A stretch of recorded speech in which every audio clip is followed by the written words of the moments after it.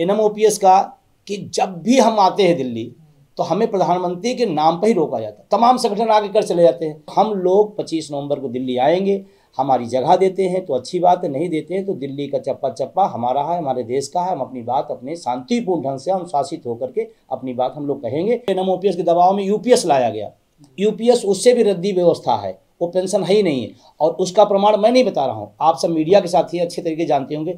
UPS मुश्किल से 2 या 3% लोगों ने स्वीकार किया। इतने प्रचार के बाद 2 महीना बढ़ाया, फिर 2 महीना बढ़ाया, फिर 2 महीना बढ़ाया, उसके बाद भी कोई लेने को तैयार नहीं। मतलब 97% इस देश का कर्मचारी उसको स्वीकार नहीं कर रहा है। लेकिन हमारे भूतपूर्व उपराष्ट्रपति धनखड़ साहब इस्तीफा देकर पता नहीं कहाँ चले गए, दुनिया उनको ढूंढ रही थी। वो बाद में पता चला राजस्थान में पेंशन ढूंढ रहे हैं। मतलब पेंशन जैसी अद्भुत चीज़ और कितनी महत्वपूर्ण है। एक इतना बड़ा आदमी जो विधायक रहा, सांसद रहा, मंत्री रहा, राज्यपाल रहा, उपराष्ट्रपति, उसको भी 3-3 पेंशन जरूरत है। इस देश का अर्धसैनिक बल जो किसान मजदूर का बेटा है, गांव से निकल के देशभक्ति का जज्बा लेकर के देश की सेवा के लिए जाता है, कुर्बानी तक दे देता है, अपने परिवार से माँ बाप से दूर रहता है, उसको पेंशन नहीं चाहिए।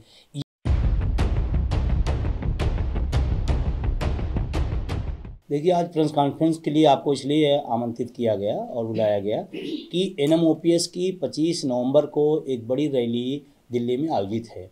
उस रैली की तैयारियों के सिलसिले में और पूरे देश में जिस तरह से एनएमओपीएस पूरा लगातार काम कर रहा है, उसी पर चर्चा पर चर्चा होनी थी, जिसमें आप सबका सहयोग चाहिए और आप सबका स्वागत है। एनएमओपीएस पिछले 12-13 सालों से लगातार पुरानी पेंशन बहाली की मांग कर रहा है और देश में जो लगातार निजीकरण हो रहा है सरकारी संस्थाओं का, सरकारी पदों का निगमीकरण हो रहा है, उन सब के हम लोग खिलाफ हैं, पुरानी पेंशन के समर्थन में हैं।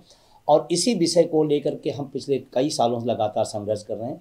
1 अक्टूबर 23 की जो रैली हुई थी, आप सबके इतिहास में देखा होगा, शिक्षक कर्मचारी इतिहास में, ट्रेड यूनियन के इतिहास में, भारत नहीं पूरी दुनिया की सबसे बड़ी रैली थी। वो अपने आप में अद्भुत घटना थी और हम लोग 25 तारीख को फिर तैयारी के साथ आ रहे हैं। और अभी जो घटनाएं 2-3 ऐसी हुई, जैसे अभी आपने देखा होगा हमारे भूतपूर्व उपराष्ट्रपति धनखड़ साहब इस्तीफा देकर पता नहीं कहाँ चले गए, दुनिया उनको ढूंढ रही थी। वो बाद में पता चला राजस्थान में पेंशन ढूंढ रहे हैं। मतलब पेंशन जैसी अद्भुत चीज़ और कितनी महत्वपूर्ण है। एक इतना बड़ा आदमी जो विधायक रहा, सांसद रहा, मंत्री रहा, राज्यपाल रहा, उपराष्ट्रपति, उसको भी 3-3 पेंशन जरूरत है।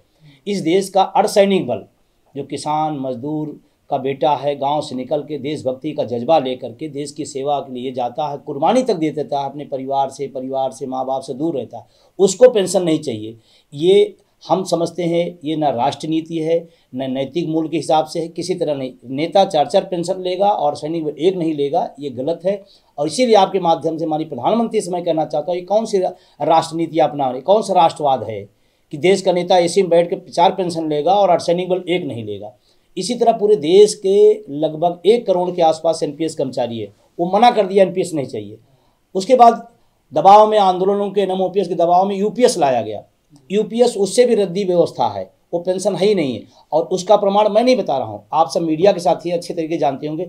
यूपीएस मुश्किल से 2 या 3% लोगों ने स्वीकार किया। इतने प्रचार के बाद 2 महीना बढ़ाया, फिर 2 महीना बढ़ाया, फिर 2 महीना बढ़ाया, उसके बाद भी कोई लेने को तैयार नहीं।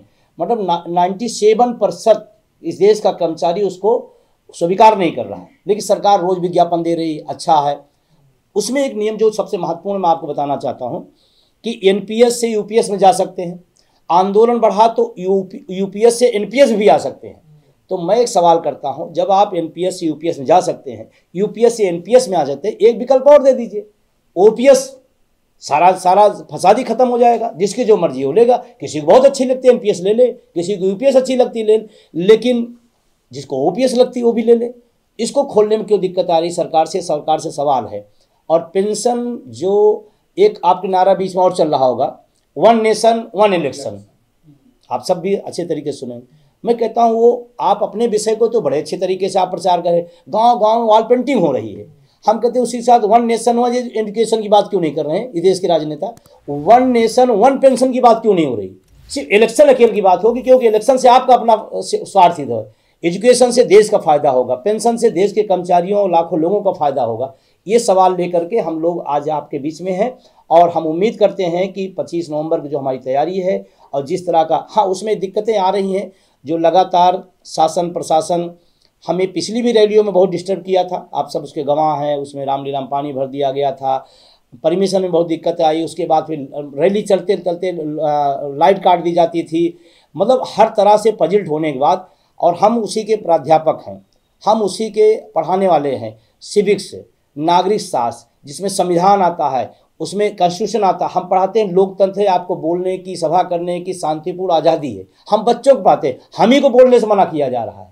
ये कितना दुर्भाग्यपूर्ण है इस देश के लिए। तो लोकतंत्र रहेगा तो फिर पार्टियां रहेंगी, विचारधारा रहेंगे, कार्यक्रम रहेगा, लोकतंत्र जिंदा रहना चाहिए। ये बहुत महत्वपूर्ण सवाल। अभी भी हमारे को बार बार निवेदन कर रहा हूँ, हमें जगह दे दीजिए। फिर हमने रामलीला दिया, रामलीला में उन्होंने कहा कि अभी अचानक पता नहीं कौन प्रोग्राम लगा दिए, फिर हमने कहा यहाँ दे दीजिए, उन्होंने यहाँ पर आप नहीं कर सकते, आपकी भीड़ बहुत ज़्यादा होती है, आपके पास संख्या बहुत ज़्यादा होती है, मतलब अभी भी लगातार परेशान कर रहे हैं। लेकिन हमारी दिल्ली टीम बहुत अच्छे तरीके से, मंजीत राणा उनकी पूरी टीम लगी हुई है, और हम लोग 25 नवंबर को दिल्ली आएंगे।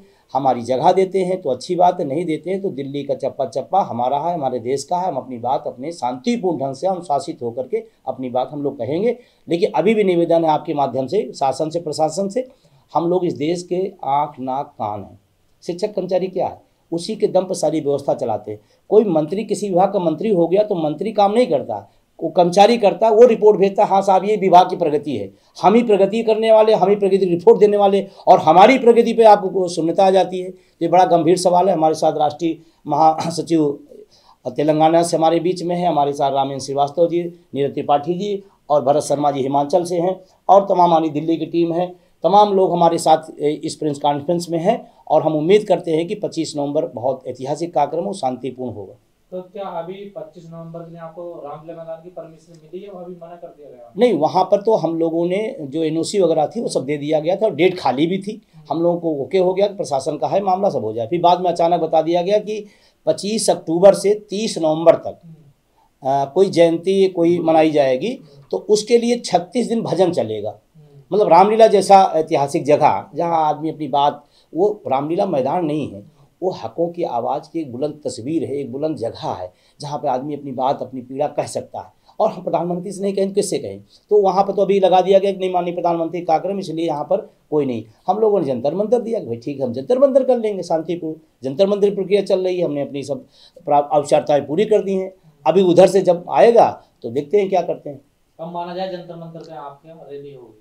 नहीं, 25 नवंबर दिल्ली होगी, इसमें कोई दो राय नहीं। हम तो अभी प्रशासन से आज भी, तो कैंसिल हो गया ना? रामलीला तो कैंसिल है, वो तो प्रधानमंत्री के नाम लगा के। और दुर्भाग्य देखिए NMOPS का, कि जब भी हम आते हैं दिल्ली तो हमें प्रधानमंत्री के नाम पर ही रोका जाता है। तमाम संगठन आगे कर चले जाते हैं, तो प्रशासन से हम बात करते तो कहते हैं भाई ऐसा है ना, और लोग बताते हैं 5000 तो आते हैं 500, आपकी संख्या बहुत ज़्यादा है। तो हमने कहा ज़्यादा है तो ज़्यादा के हिसाब से हमें मैदान दे दीजिए। भाई जंतर मंतर मान लीजिए छोटा है तो रामलीला बड़ा जगह है, तो जो बड़ी संख्या उनको बड़ी जगह दे दीजिए। तो अभी उसमें प्रशासन हमको परेशान कर रहा है, लेकिन मैं फिर भी आशान्वित हूँ कि कहीं न कहीं वो सोचेगा, विचार करेगा, और हमें शांतिपूर्ण रैली करने का एक मौलिक अधिकार है, उसको देंगे। लेकिन देश भर के लोगों को आप कौन सी जगह बताएंगे वहाँ आने के लिए, जो आप जो है अपील कर रहे हैं? देखिए, अभी तो नेता सुभाष चंद्र बोस आज़ादी की लड़ाई में एक नारा दिए थे, दिल्ली चलो। अभी हम लोग दिल्ली चलो नारा चल रहा है, जहां स्थान क्लियर हो जाएगा। और आज सोशल मीडिया के ज़माने में आप समझिए कि वो तो 1 घंटा 4 घंटा पहले भी, 1 दिन पहले भी हो जाता है, तो पहुंच जाता है कि भाई दिल्ली से यहाँ पहुंचना है। वो बहुत बड़ा विषय नहीं, विषय है कि प्रशासन परेशान नहीं करो, दे दे प्रचारित करने में, आज के ज़माने में बहुत बड़ी बात नहीं। सर अक्सर देखने को मिला ना, आपकी पिछली रैली में इतनी बड़ी भीड़ आ गई कि लॉ एंड ऑर्डर में खराब होने में कोई समय नहीं लगेगा, ये भी तो डर हो सकता है प्रशासन को। और आप अगर उसमें रहे होंगे, निश्चित रूप से कवर किए होंगे, तो मैं शाम को गया, जब सब लोग निकल गए तो मैं ठेले वाले से पूछा, हमने कहा भाई साहब आप यहाँ हो, उसे क्या पता विजय बंधु है, राष्ट्रीय अध्यक्ष है। तो हमने कहा भाई साहब कोई कार्यक्रम था क्या? हाँ भाई साहब बहुत अद्भुत कार्यक्रम। मुझे कितने दिन ठेला लगा रहे हैं? 35 साल से लगा रहा हूँ। तो हमने कहा अपनी जीवन में इतनी बड़ी भीड़ आपने कभी देखा था क्या? भाई साहब नहीं देखा था। उससे महत्वपूर्ण बात एक जो बताने जा रहा हूँ, हमने कहा फिर तो आपका केला और जो आप बेच रहे हैं अमरूद, वो तो सब लूट लिए। कहें साहब अद्भुत लोग थे, पता नहीं कौन लोग, बिना पैसा के एक आदमी ने टच नहीं किया। ये हमारे संगठन का अनोखा अनुभव है, अनुशासन है।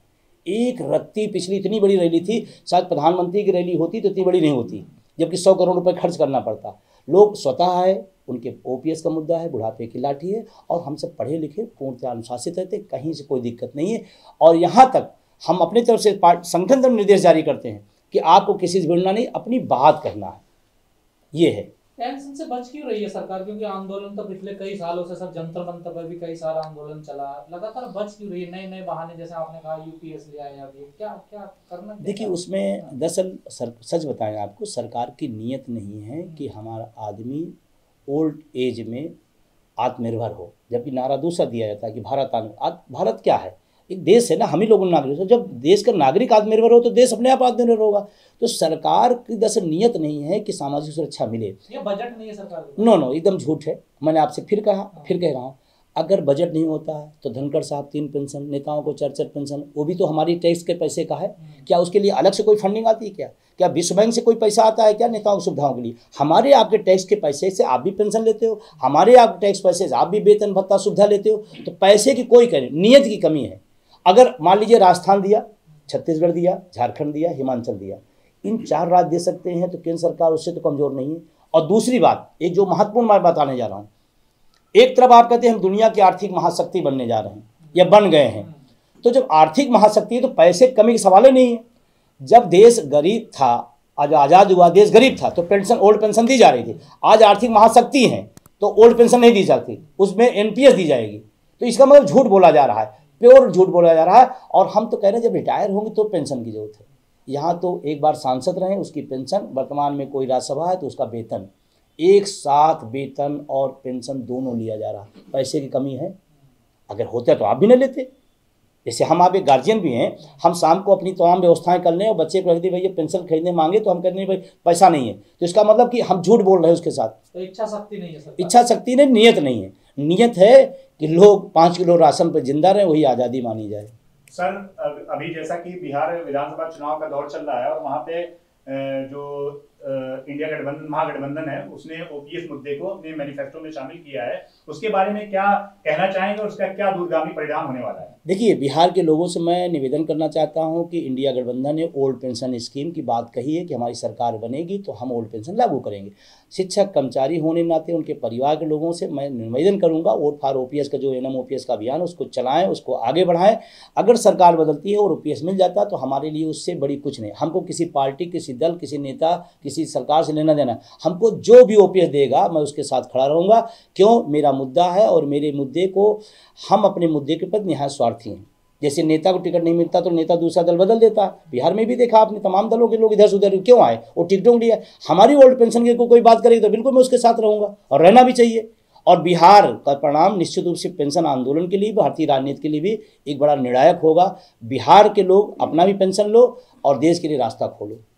पर प्रधानमंत्री जी तो कई बार वादा कर चुके हैं, खासकर हरियाणा चुनाव में भी उन्होंने एक बार बोला था कि हम पेंशन पे सोचेंगे, विचारेंगे। तो क्या सरकार उस पर काम नहीं करती? जो नहीं, चुनाव में प्रधानमंत्री तो बहुत सारे वादा कर लेते हैं। हमको वो भी याद है, मैं एक राजस्थान में भी था, राजस्थान में कहा जा रहा था, मैं तो लखनऊ उत्तर प्रदेश से हूँ, राजस्थान में कहा जाए कि हम जीत गई, हमारी सरकार बन गई तो हम 500 सिलेंडर दे देंगे। तो हमने वहाँ अपने लोगों से, मीडिया के लोगों से पूछा, हमने कहा भैया मैं तो आपको जिताया हूँ उत्तर प्रदेश में, 1100 में सिलेंडर क्यों? 500 राजस्थान के लिए, उत्तर प्रदेश 1100। भाई जहाँ जीते हैं वहाँ भी दे दो ना। बिहार की बात की, 10-10 हज़ार रुपये महिलाओं को दिया गया। तो प्रधानमंत्री तो पूरे देश के हैं, बिहार के लिए तो है नहीं। तो अगर महिलाओं को ही देना तो पूरे देश की महिलाओं देते, तब तो समझ में आती। ये सिर्फ चुनावी सुगुफा होता है और उसको तो माननीय गृह मंत्री ने स्वीकार भी कर लिया है, आप सबने सुना हो। पिछली इतनी बड़ी रैली आपकी हुई, जब सरकार पे दबाव तब नहीं बन पाया, तो अब कैसे बन पाएगा सर? नहीं, मैं इससे असहमत हूँ। सरकार पर दबाव बना तभी 20 साल से एनपीएस, न्यू पेंशन व्यवस्था, नेशनल पेंशन व्यवस्था जिसको बोलते हैं, उसको इन्होंने लागू किया। उसी के बाद दबाव का असर था कि ये यूपीएस पे आए। ऐसा नहीं कि आंदोलन का असर नहीं है, बिल्कुल एनपीएस से यूपीएस पे आए। इसका मतलब 20 साल से जिसकी यश गाथा गा रहे थे, इसका मतलब संघर्ष से, आंदोलन से, एनएमओपीएस के दबाव से कहीं न कहीं पलटा मारे कि नहीं कर्मचारी नाराज है, तो एनपीएस यूपीएस पे आए। अब हम लोग चाह रहे हैं कि एक बार एनपीएस यूपीएस पे आए, एक बार जोर धक्का मारिए यूपीएस से ओपीएस पे आ जाए। तो क्या समझा जाए, पहली जैसी रैली होगी सर? हाँ बिल्कुल, बहुत तैयारी, बहुत गुस्सा है लोगों में, बहुत ज़्यादा नाराजगी है सरकार पर, वादा खिलाफी कर रही है लगातार। तो निश्चित रूप से लोगों में आक्रोश है। कहेंगे कि विजय बंधु जी बस राजनीति में जाना चाह रहे हैं, टिकट लेकर। देखिए, राजनीति कोई गंदी चीज़ नहीं होती है। हम आप पढ़े लिखे लोगों को बता दिया गया है, या अनपढ़ लोगों ने कहा, टेम्पो चालक जो कैबिनेट मिनिस्टर हो जाता है वो कहता है मास्टर को राजनीति करो। अरे पढ़ा लिखा आदमी राजनीति नहीं करे तो अनपढ़ करेगा क्या राजनीति? इसमें कौन सी बुराई है? और निश्चित सारी चीज़ कहाँ से तय होती है? सारी चीज़ कहाँ तय होती है? एनपीएस हमारा आया कहाँ से आया? सदन से आया। सदन में कौन जाता है? राजनीति होती है। अगर जिन 4 राज्यों में ओपीएस बहाल हुई, सदन से हुआ ना, तो वो किसी खराब चीज़ हो सकती है। और लड़ने वाले जाए तो क्या बुराई है, मठाधीश चले जाए, अभी मंडी से कोई सांसद बनी हो, पता नहीं क्या आप लोग नाम जानते होंगे, जिनका कोई सार्वजनिक जीवन में योगदान नहीं है, वो चले जाए तो उसमें कोई बुराई नहीं। सड़क पर संघर्ष करने वाले लोग चले जाए तो बुराई है, ये कौन सी है? तो अच्छी बात है, बहुत अच्छी बात है। आज एनएमओपीएस की तरफ से देश भर के जो भी एनपीएस के शिक्षक और कर्मचारी हैं, उनके लिए ये अपील है कि हमने पिछले 15 साल की लड़ाई में हमने कुछ हासिल किया, एनपीएस से यूपीएस बना। अब जबकि केंद्र सरकार हर एक एनपीएस कर्मचारी एवं शिक्षक को ये पूछ रही है कि आप यूपीएस अपनाएं, लेकिन आज तक 97% of total employees and teachers they did not go for UPS. इससे ये साबित होता है कि यूपीएस भी अपने लिए खराब चीज़ है।